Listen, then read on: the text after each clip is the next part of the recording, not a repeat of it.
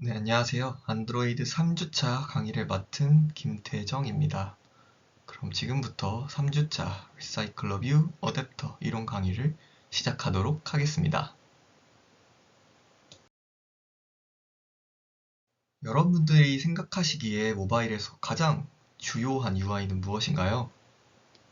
네, 질문을 드리긴 했지만 제목에서도 보실 수가 있네요. 모바일에서는 화면과 같은 리스트 모양의 UI를 출력하여 많은 데이터를 사용자에게 제공하는 패턴을 많이 사용합니다.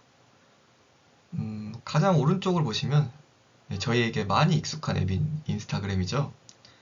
인스타그램은 이렇게 아시다시피 격자 모양으로 이미지를 반복하여 리스트 형태로 출력하는 걸 볼 수 있습니다. 또한 마찬가지로 가장 왼쪽을 보시면 이제 왼쪽 당근마켓으로 정보들이 리니어하게 반복되는 리스트 형태를 보실 수 있습니다.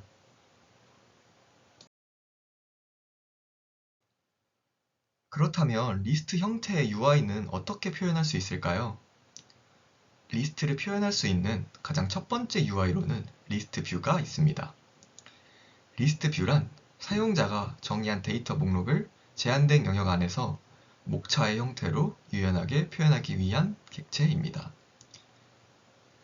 쉽게 표현하자면 왼쪽에 해당 당근마켓 화면에서 빨간색이 리스트 뷰가 차지하는 영역이고 파란색이 리스트에 들어갈 아이템이라고 생각해 주시면 될 것 같네요.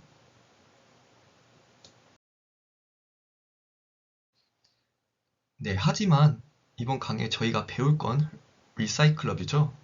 네, 이런 리스트 뷰에는 가장 큰 단점이 존재했기에 리사이클러 뷰로 대체되었는데요. 리스트 뷰는 최초 생성이나 스크롤 시 아이템을 생성할 때마다 뷰 바인딩을 해서 성능 저하가 발생합니다. 특히 많은 데이터를 출력해야 하는 경우에는 더 많은 성능 저하를 발생합니다. 그 밖에도 세로 방향만 구현이 가능하고 아이템이 추가 제거될 때 사용 가능한 애니메이션이 없는 등의 한계점들이 존재합니다. 간단히 도식화로 설명하자면 리스트 뷰가 1번부터 9번까지 아이템이 있고 이제 스크롤 시 보여지는 화면이 3번부터 8번 이렇게 6가지 아이템만 보여진다고 가정했을 때 해당 아이템들을 스크롤 내릴 시 이제 기존 1번, 2번의 아이템이 제거되고 8번, 9번 아이템이 추가되는 형식으로 설명드릴 수 있을 것 같습니다. 네, 이런 경우에는 많은 데이터를 출력해야 하는 경우에는 많은 성능 저하가 발생하겠죠. 네, 이런 단점을 보완하고 더 좋은 성능으로 만들어진 뷰가 바로 이번 주차 저희가 배울 리사이클러 뷰입니다. 리사이클러 뷰는 뷰 홀더 패턴을 사용하여 한 번의 뷰 바인딩을 사용하고 아이템을 생성할 때마다 바인딩된 뷰 객체를 재활용합니다. 마찬가지로 그림과 같이 스크롤 할 때마다 새로운 아이템이 생성되면 기존 사용된 뷰를 제거 혹은 추가하는 게 아니라 재활용하는 것을 보실 수 있습니다. 네, 정리하면 리사이클러 뷰가 리스트 뷰보다 성능이 향상되고 유연해진 위젯이라고 할 수 있겠죠. 네, 그럼 이제 리사이클러 뷰 구조에 대해서 알아볼까요? 리사이클러 뷰를 구현하기 위해서는 그림과 같이 크게 데이터 리스트, 어댑터, 리사이클러 뷰, 뷰 홀더, 그리고 레이아웃 매니저로 구성할 수 있습니다.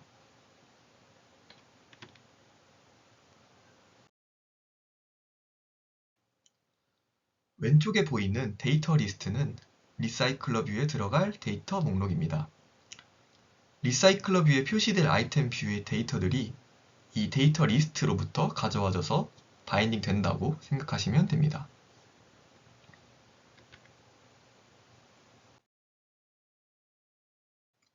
그리고 이 아이템 뷰와 해당 데이터들을 바인딩 시켜주는 역할을 하는 것이 어댑터입니다. 간단히 말해서 리사이클러 뷰와 데이터 리스트의 중간다리 역할로 아이템 뷰를 생성하고 데이터와 연결시켜주는 역할이라고 생각하시면 됩니다.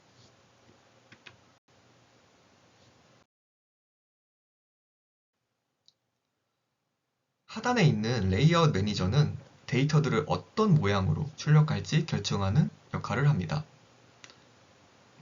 수평, 수직, 격자 등과 같은 모양으로 이 레이아웃 매니저에서 출력을 결정합니다.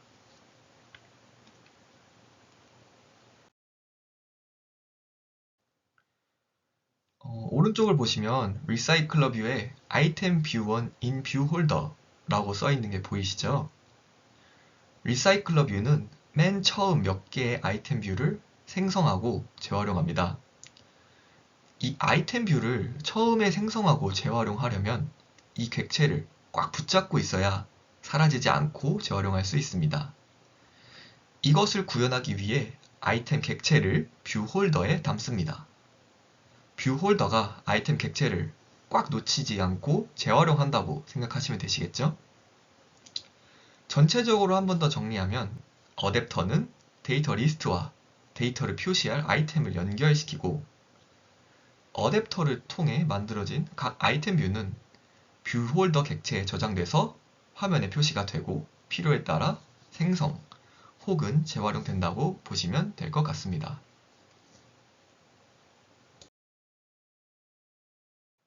다음은 레이아웃 매니저를 통해 리사이클러 뷰에 적용할 수 있는 레이아웃에 대해 알아보도록 하겠습니다. 여러분들이 앞선 1, 2주차 강의를 들으면서 여러 레이아웃과 뷰들을 다루셨을 텐데요. 배우시면서 이제는 그리드 레이아웃, 리니어 레이아웃과 같은 여러 레이아웃을 알고 계실 겁니다. 비슷하게도 리사이클러 뷰의 아이템도 어떤 방식으로 출력할지 결정할 수 있습니다. 그리드 레이아웃 매니저는 그리드 레이아웃과 같이 바둑판 모양으로 아이템 뷰를 나열합니다. 리니어 레이아웃 매니저는 두 가지 경우가 있는데요. 하나는 이제 오른쪽과 같이 수직, 하나는 이제 왼쪽과 같이 수평으로 나열할 수 있습니다. 마지막으로 스태거드 그리드 레이아웃 매니저는 그리드 레이아웃과 비슷하지만 각 아이템 뷰 크기를 유지합니다.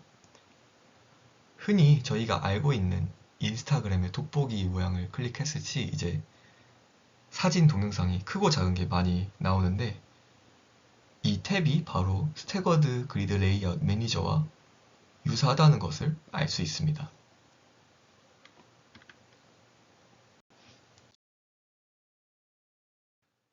그러면 이제 좀 더 세부적으로 알아볼까요? 네, 리사이클러 뷰의 구성 요소에는 어댑터와 뷰 홀더가 있다고 말씀드렸죠. 가장 먼저 뷰 홀더부터 보자면 뷰 홀더는 리사이클러 뷰에 표시되는 뷰의 설정을 담당한다고 앞선 설명에서 말씀드렸죠. 뷰 홀더 클래스는 생성자로 뷰 홀더에서 관리할 뷰를 전달받아 데이터를 관리합니다. 그리고 어댑터는 아이템 객체와 데이터를 바인딩 시킨다고 앞서 말씀드렸죠. 이는 리사이클러 뷰에 표시될 아이템 뷰를 공급하는 역할을 하는데요. 이 어댑터는 안드로이드에서 기본적으로 제공하는 리사이클러 뷰의 어댑터 클래스를 상속받습니다. 그래서 이때 오버라이드 하는 세 가지 메서드가 있는데요. 이는 다음과 같이 onCreateViewHolder, onBindViewHolder, 그리고 getItemCount 이렇게 세 가지로 구성이 됩니다.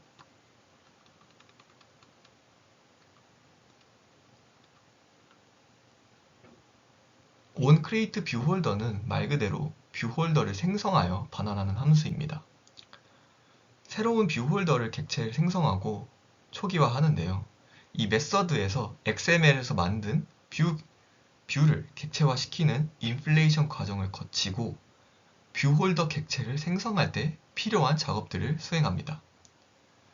onBindViewHolder 메서드는 리사이클러 뷰에서 아이템의 데이터를 뷰홀더에 바인딩하는 역할을 합니다. 그래서 스크롤 될 때마다 새로운 아이템이 화면에 표시되고 그럴 때마다 이 메서드가 호출이 되겠죠. 정리하면 이 메서드에서 데이터와 뷰가 연결된다고 생각하시면 될 것 같습니다. 마지막으로 getItemCount 메서드는 리사이클러 뷰에 표시될 아이템의 총 개수를 반환합니다. 총 개수니까 보통은 데이터 소스의 크기만큼 반환을 하겠죠.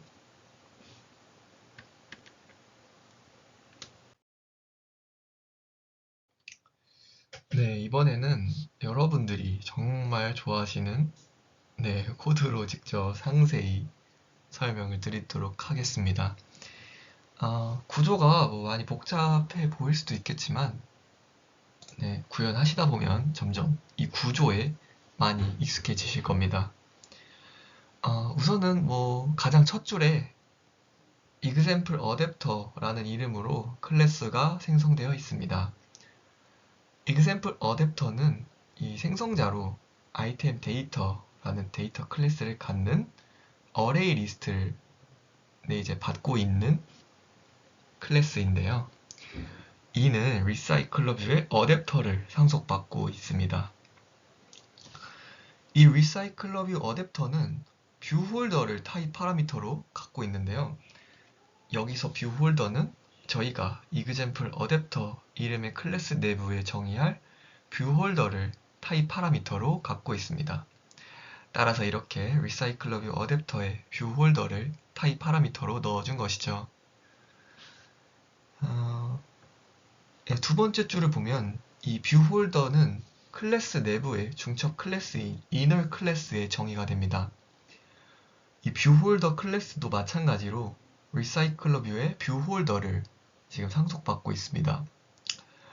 앞선 구조 설명에서 말씀드렸던 아이템 뷰 1 in 뷰 홀더 그림 기억나시죠? 네, 가장 오른쪽에 있던 그림인데 기억이 안 나시면 잠깐 보고 오시면 되고, 이 뷰 홀더는 그래서 바인딩을 중첩 클래스인 이 뷰 홀더는 바인딩을 생성자로 해당 아이템을 받고 리사이클러 뷰의 뷰 홀더는 뷰를 받아야 하기 때문에 저희가 선언한 바인딩의 루트를 생성자로 가지고 있다고 생각하시면 될 것 같습니다. 뷰 홀더 내부에는 지금 세 번째 줄에 bind라는 메서드가 있는데요. 이는 실습에서 어떻게 활용되는지 다시 한번 설명드리도록 하겠습니다. 그럼 다음으로 넘어가서 앞서 말씀드렸던 어댑터는 세 가지 메서드를 오버라이드 한다고 설명을 드렸죠. 이제 첫 번째로 오버라이드로 onCreate viewHolder, 저희가 작성한 아이템을 인플레이션 하는 과정을 거치고 뷰홀더 객체를 반환합니다. 그 다음 오버라이드 되는 onBindViewHolder에서는 데이터와 뷰를 바인딩 해줍니다. 마지막으로 getItemCount에서는 아이템즈의 사이즈만큼 리턴 받습니다. 더 상세한 코드 작성은 이따 실습 영상에서 좀 더 자세하게 설명을 드리도록 하겠습니다.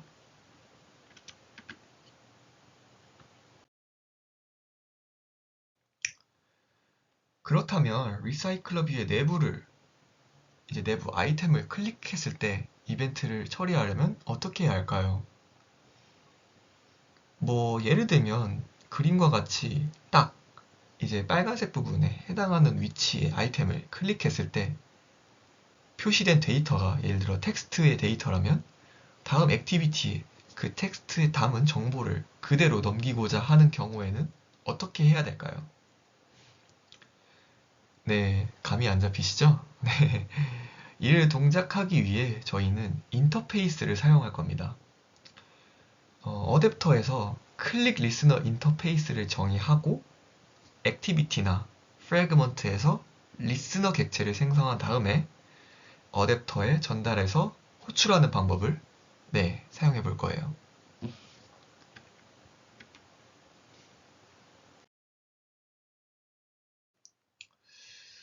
아까 보신 example adapter 클래스에서 조금 더 수정을 한 코드입니다.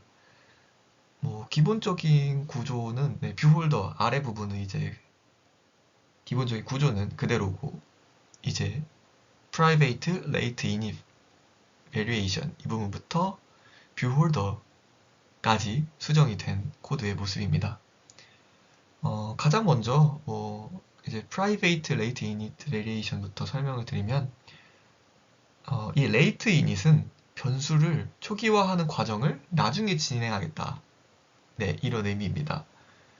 타입은 저희가 정의한 인터페이스인 onItemClickListener 타입이죠.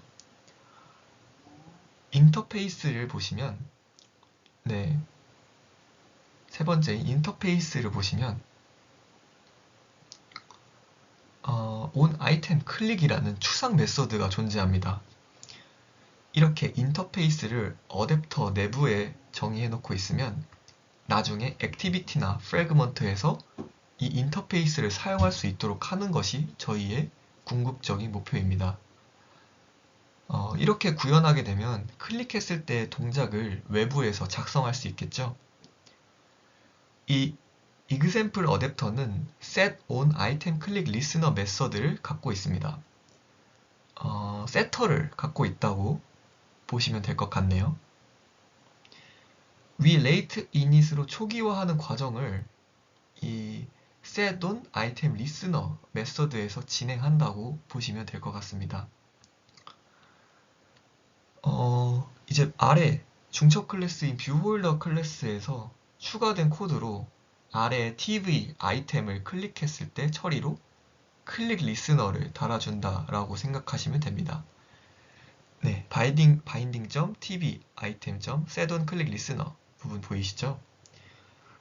네, 그때 저희가 생성한 아이템 클릭 리스너에 on 아이템 클릭 추상 메서드를 실행하는 것입니다. 네, 이 인터페이스 구현 과정도 실습 영상에서 좀 더 자세하게 다루도록 하겠습니다. 네, 그럼 이론 강의는 여기까지 진행되고 이제 실습 강의 넘어가도록 하겠습니다. 네, 실습 강의를 꼭 정확하게 봐주시고 이론 강의도 정확히 이해하셔야 전체적인 구조가 이해가 쉽기 때문에 좀 천천히 보시는 걸 추천드립니다.